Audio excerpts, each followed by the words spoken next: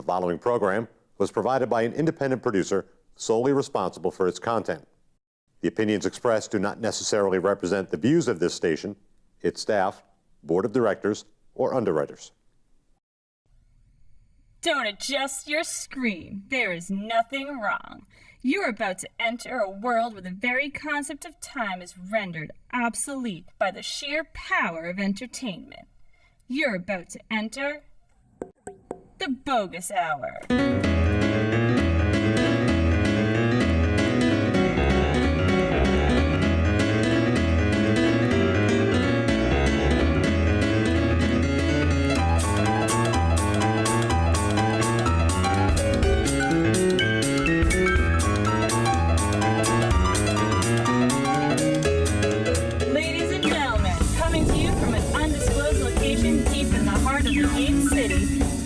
Of the Boggis Hour, Greg Boggis! Welcome to this episode of the Boggis Hour. My two guests are a couple, comedians from LA on Skype. They host their own podcast called the BNN podcast. They also have a YouTube channel called BNN Breaking News Network. She's been on Fox TV and Netflix. He was a recent contestant on America's Got Talent. They are Bernadette, Pauley, and Ducharme. I gotta talk about a problem in this country that you're all aware of. We need to do something about it. This problem is teenage girls who want me to read their ass. Right? You know what I'm talking about, pervy, don't you? Yes, you do. Yes, you do. You see them. You see them every day at the malls and outside the schools. I'm pink. Oh, yeah, well, I'm juicy. And I'm cutie. Whee! I don't want to read your ass. I didn't go to school so I could read your ass. So I'm going to start my very own sweatpants line for me and my girlfriends. They're going to say, tired.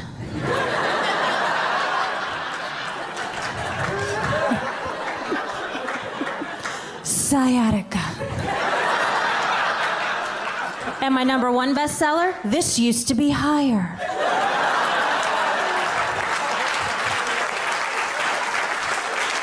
Yes, yes, yes. And we're gonna wear them proudly to the malls and we're gonna trip the juicy girls.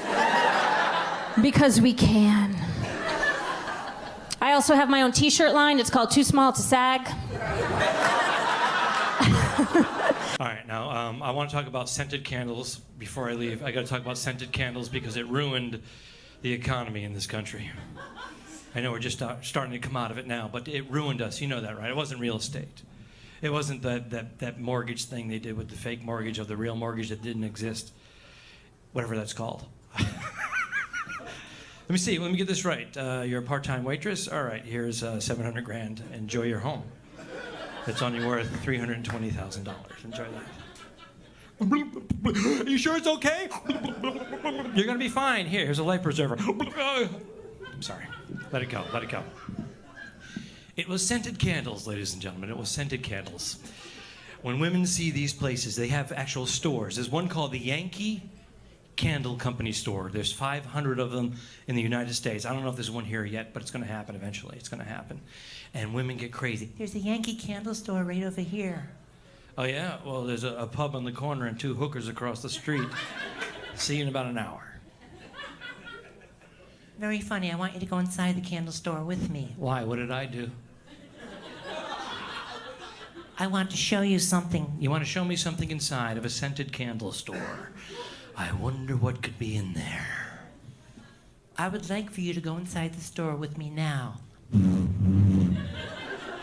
Must go inside candle store. And this is what happens for the next 15 to 20 minutes. Smell that. I want you to smell that. Can you smell that for me? Just smell it for me. Isn't that nice? Just smell it. Now smell this one. You have to smell this one. You do. Just smell this one. Smell this one again. Now wait a second. Okay, now smell that one. Oh my goodness, this one smells like fresh coconuts. It's called Coconut Fresh. Smell it.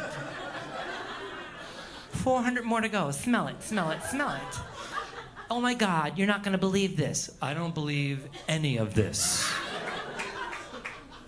I'm serious. Do you remember the bed and breakfast that we stayed in 7 years ago?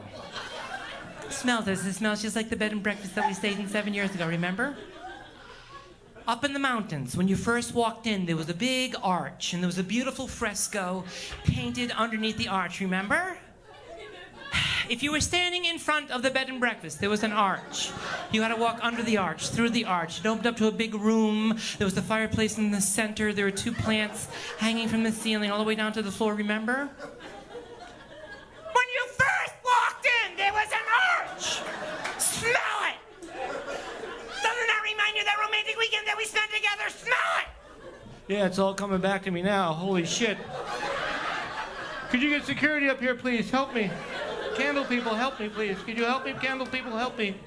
It's coming towards me. It's coming towards us now. So I'm interviewing live via Skype from California comedians Bernadette, Pauley, and Al Ducharme, former Northeasterners who are now living out in California pursuing their showbiz dreams. So I'm going to ask each of you, I was just kind of reading like some bio on you. I didn't know as much about your background as I did with Al, because Al and I actually spent a weekend together. I was drinking. We had a gig that went from Western Mass to, I think it was either Bangor or it might have been even like Caribou or something like that. You brought her? It was a long trip, and so I got to know. I think it was right. I think it was Lenox, Massachusetts. It was Lenox. Yep.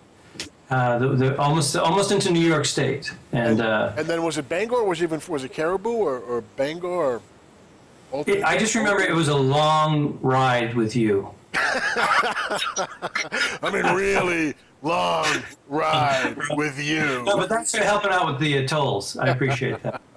What was this, like a Scientology tour you guys did together, or? It was the early incarnation of the Rob Steen tour, which was the kind of the far-flung parts of the globe. Oh. So, yeah, he used to have like early days was a Caribou, Holton, and Presque Isle, and then I think a monthly in Bangor. So, and then it had that monthly or so in Lenox. So that was, we really draw the shit end of the stick with that one because we went from Lenox to I think Bangor, which is that's when I think fuel was like $1.10 a gallon or something.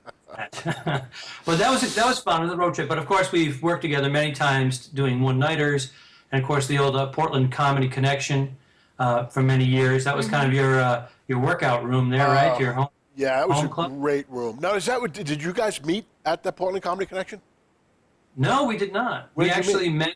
We met in New York City. At the Comic Strip Live. We fell in love in a hopeless place, a comedy club. It was the Comic Strip Live in Manhattan, and even though Bernadette is from Boston, and I'm originally from Rhode Island, at the time I was commuting back and forth from Boston to New York. I was kind of like doing a dual citizenship thing. Right. But we met in New York City, and we were friends for a few years, and then we both had... What happened?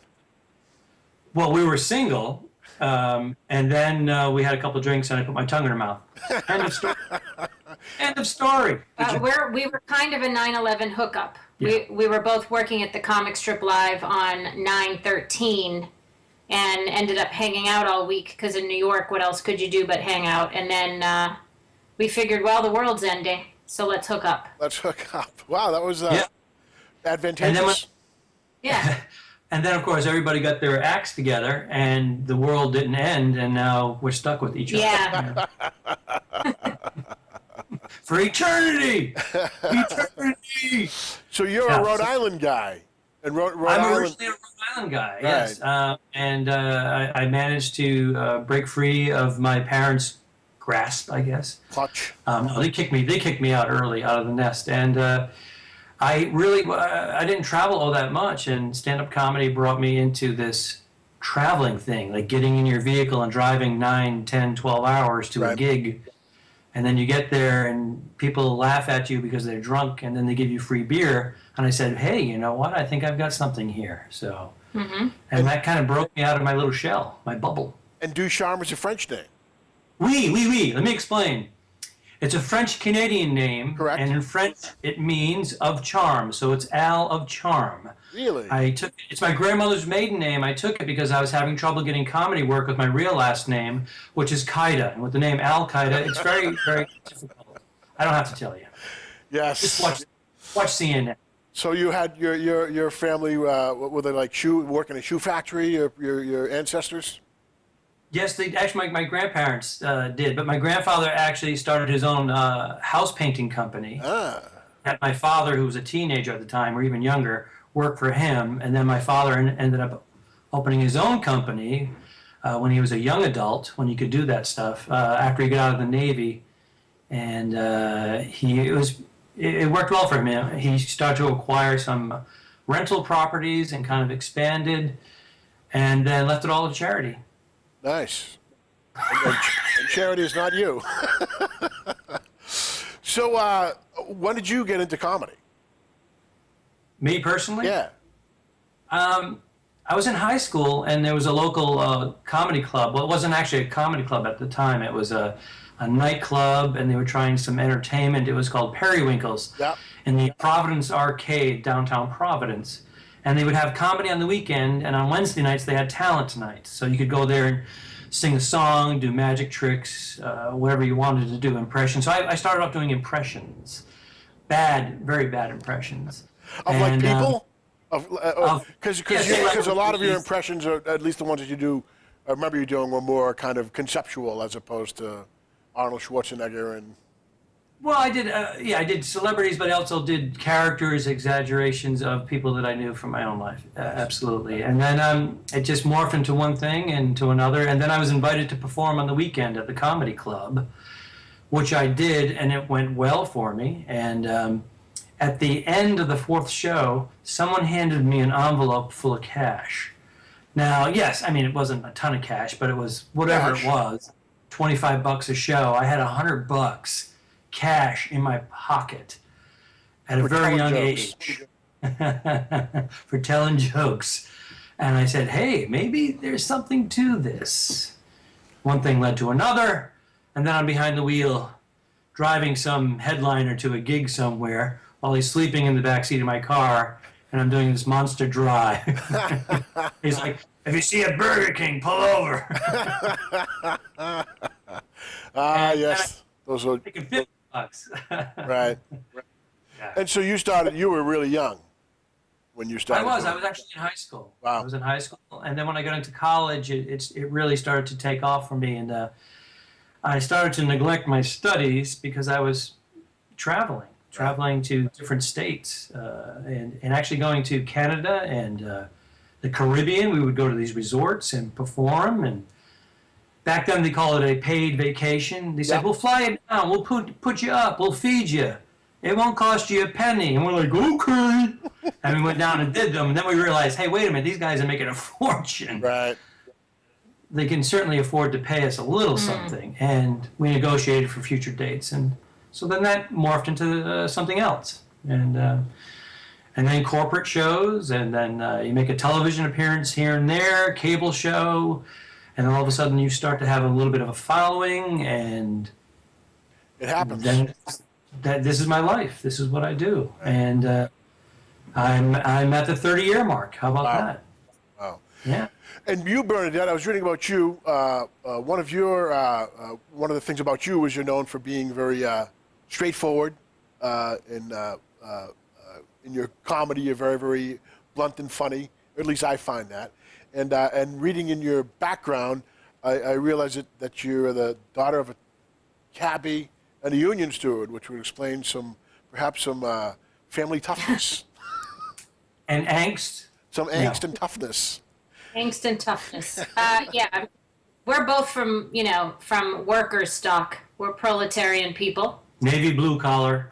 And yes, you carry that with you wherever you go. So. But she's the smarter of the two. I make fart noises. She has thoughts. Now, did you went to Emerson too, right? I went to Emerson College. I have the student loan bills to prove it. Yes. Only 4 years left, baby. Yeah, 4 years left for that. And what was it that pushed you into doing stand-up? I was acting and getting my equity card and doing a lot of off-Broadway. And then this one manager had approached me and said, "You're really funny, you should do stand-up comedy." And it's funny because growing up, I always loved watching the comedians. Even when I was really little, I'd watch them on the late night shows and didn't even, but I just loved laughing. But for some reason, it didn't occur to me that I could do that until this manager had said it. And then, yeah, I guess I've always been a part of the working class background is you're always a wise ass. Humor is how it's everyday humor, and ranking on each other is how you just live your life and get through things. Right. So I just tried one open mic and just caught the bug immediately, because you can get up and do it every night, whether you're paid for it or not. You're in control, as opposed to acting where you kind of sit around and wait for someone to plug you into their project. Right. Yeah. That's for me. That's the thing about TV and film acting doesn't really scare me because it's such a control thing, but theater is to me that's it's somewhere between comedy and film, but without the ability to say, hey, wait a second, let's do that again. And so I like comedy because I'm really free form and flowing, and if I screw up, I'll just keep on going. Whereas in theater, it's a real tough thing, and So you started out as an actress and fell into stand-up. And you, Al, I've seen you in some commercials and stuff like that. So you started out in stand-up and fell into acting. Yeah, that's pretty much how it happened. High school was the first time I stepped on a comedy stage. But later, you get a commercial agent, etc. You're able to go on these auditions. I ended up doing a lot of voiceover work at one point.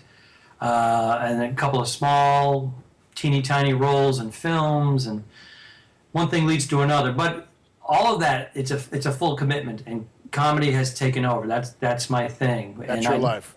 Love to do all the other stuff on a consistent basis, but it's tough. There's a lot of travel involved. He's cute. He's cute on Skype. Yes, he's a nice. Yeah, I look like a.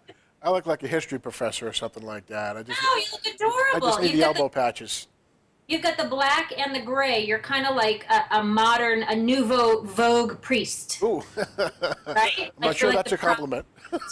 Yes, it's a compliment. Okay. I'd do you, Thanks, Al. No, I mean, not even if I were gay. I would just do you. My mother's watching. Oh, I'm sorry. She likes you. Oh, yeah. I'm sorry. You didn't give me any notes. Am I supposed to keep it no innuendo, or am I okay? Well, I think it will be. We can edit. Yeah, we'll fix it in post. So. Can you fix Al's post? I think he's unfixable. I am. I'm unbreakable and unfixable at the same time. So there was a couple of things Yes. I wanted to ask each of you. One, Bernadette, you sell a T-shirt. I sell a T-shirt, baby. I sell a T-shirt. I sell my act. I sell my hook. You pay me, you can have it. You want my sneaker? You want this baseball hat? $5. It's yours. It's called comedy prostitution. Yes. Well, I'm from a long family of auctioneers and Yankee traders, so everything gets sold. Oh. Wonderful. Yes, everything is sold. I should have sold my soul a long time ago, but that's Yeah. Now the devil won't take me. So. I have cute little T-shirts for dog moms, and they say, "If you don't love my dog, you can't touch my kitty." And it's got a little heart and a little cartoon doggy and a cartoon kitty, so it's still kid friendly because little kids see it all the time and they don't really, So it's Do the math. Oh, it derived from Not only your love for animals. my but love what for happened? animals, but I brought us home a dog needing a house, our little Chihuahua mutt, and fell in love with him. And Al said the dog can't sleep in the bed because it's it's dirty. And I'm thinking, what's the sense of having a dog or a cat if they don't sleep in the bed? So I told him, if you don't love my dog, you can't touch my kitty. There we go.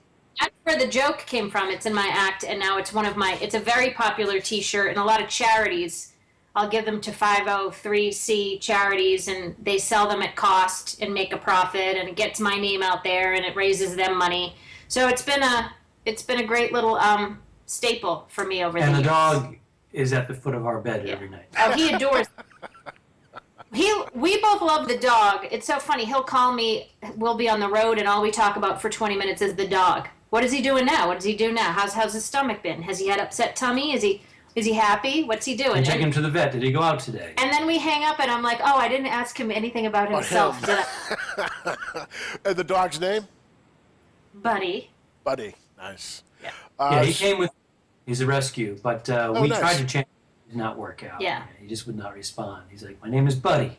Yeah. So He's we a already good boy. established He's that. such a good boy. Nice. Yeah, I grew up with a Saint Bernard.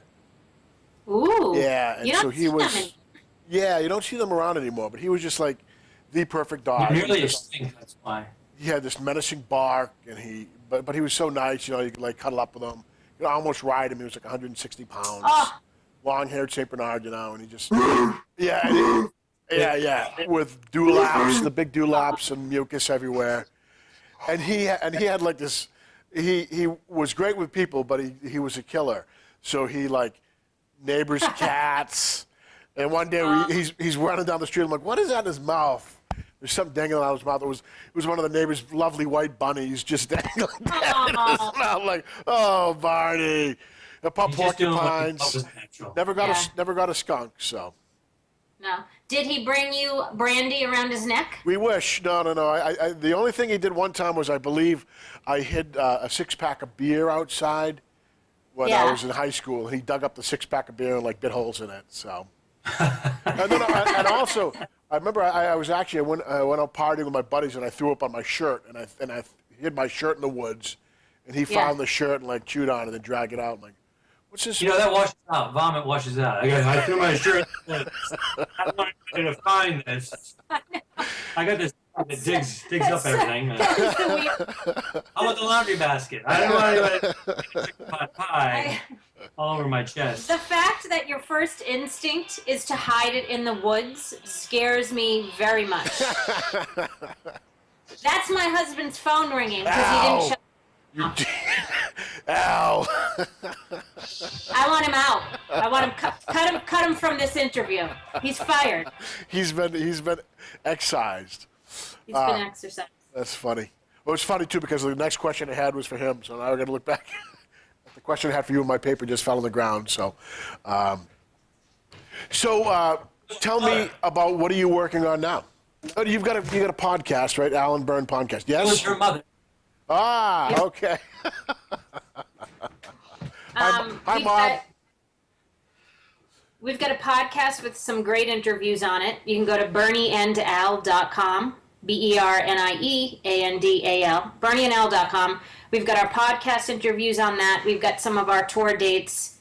We're going to put a lot more on that. And we have a new mock news show. Parody, yeah. Super short, 90 seconds about, and it's called BNN Breaking News. It's Al's brainchild, and it's been very popular. So we're going to get that on our BernieandAl.com. It's also on Al's YouTube channel. I've watched some of the clips. Very, very, very good. And do you just shoot that up there with you behind in front of a green screen? We do both. We do green screen, us in the field, newsroom. Yeah, in the field and in the studio, as we call it. Yeah. Nice. Yeah. Well, Yeah, so it's BNN, Breaking News Network. you'll have to come up to New Hampshire the next time election season kicks around because that's it's the place to be. Oh, I would absolutely. imagine. Yeah, I wish we were there now. I got to ride in Elvis's Rolls Royce this year. There was some guy doing a documentary. There's this Rolls Royce driving around downtown Manchester. I'm like, hey, dude, what's up with the Rolls Royce? And he said, get in, we'll interview you. And he's just doing an interview doing a movie about America, interviewing random people who get into Elvis's Rolls Royce. Okay. Wow, okay. How about that? So I wanted to ask you before you ran away with the phone, is you did the Beirut Comedy Festival, is that correct? Yeah, that sounds like an oxymoron. I know. Yes. Interesting enough, there is a American-born, our friend Nemmer. Is he American born? No, isn't Well, he? he has dual citizenship, Yeah. but he lived in the United States for many years. Originally from Lebanon, and he loves stand-up comedy. But he lived in San Diego during his formative years, and he decided he wanted to do a comedy festival in Beirut, Right. and they looked at some comedians and they said, "Hey, we like you. Would you like to come on over?" I'm like, "Okay, do I have to put on a bulletproof vest and a helmet?" And they're like, "No, it's not like that at all." And then, of course, I go there, and the people are wonderful, and it's a beautiful country, etc.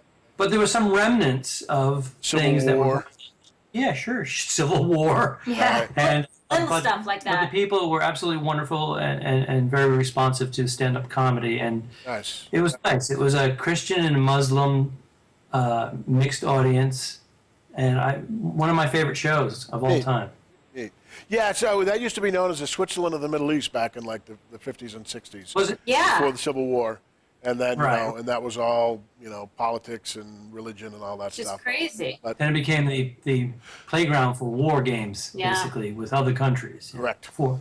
They'd use that. They say, let's fight our war here in Lebanon, and Yeah. why destroy our own It country? still goes on. So Yes. let's end on a nice depressing note about war, religious strife. So it's been great talking to you guys. Is there anything? So you started doing the BNN, and then your Breaking News podcast. Network. And how long have you done the podcast for? Oh, going on a year. Oh, nice. Yeah.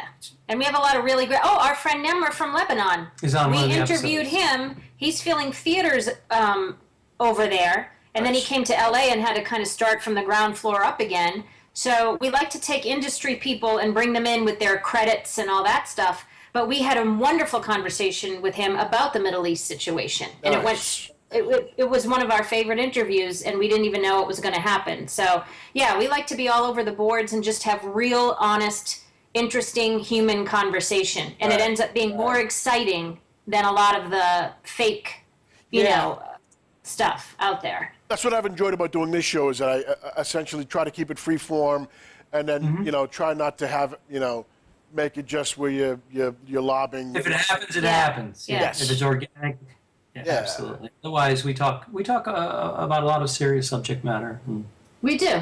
But we also we want to sprinkle it with some humor. let you know we're at Laugh Boston this summer in June. We'll be at Laugh Boston 2017. for 3 nights. Yes. Mm-hmm. And we're going to be visiting the Kowloon for a quick pit stop around Thanksgiving. I think it's the Saturday. Yeah, we try to hit the Kowloon or Giggles Comedy Club right there. It's right near her whole family, and Oh, okay. So down in Saugus, and, Yeah. and get some Yeah. good Chinese food while you're at it there. The Kowloon I is love that Chinese food. Yes. Shrimp egg foo young. really. Or shrimp egg foo young. I like the shrimp toast. Oh my God, yes. Yeah. It's not on the menu because a lot of times it's not on the menu, but if you ask for it, they'll bring it. Al knows. That Well, is one of the. If you Best get a part of- chance to come up here, sorry about that. Go ahead, Bernadette. No. I was just going to say, shrimp toast is one of the funnest heart attacks you can have. Watch the grease drip out of it. Oh, boy. Well, All right, hopefully buddy. I'll be able to get you to come up to New Hampshire. I met a guy who runs the Franco-American Center. I know a guy. I Yeah, met a in guy. New Hampshire. So, but maybe get you in as like a Franco-American comedian. We could put the Franco-Americans of comedy. How about that? Fleur de That'd be lis. fabulous. Yeah. I'm all over it. Cool. So I hope to see you when you guys make it up here in the fall. And if not, I hope to come out to LA sometime. Spend some time on Matt Malley's mattress and where is he up in Sierra Madre, and then Oh, you see, just north of Pasadena, is that? Sierra Madre, which is also know as it's warm and there's a hill and there's trees and stuff, which No, it's nice. describes all It's of nice. California. Well, thanks for having us on the show. We yeah. appreciate it. Appreciate It's it. a little early for us out here, but we faked it. Yeah, you did a great job. So Mwah. Bernadette, Pauley, Al Ducharme, comedians extraordinaire, signing off for the Boggis Hour. Thank you so much. Thank Thanks, you. Greg.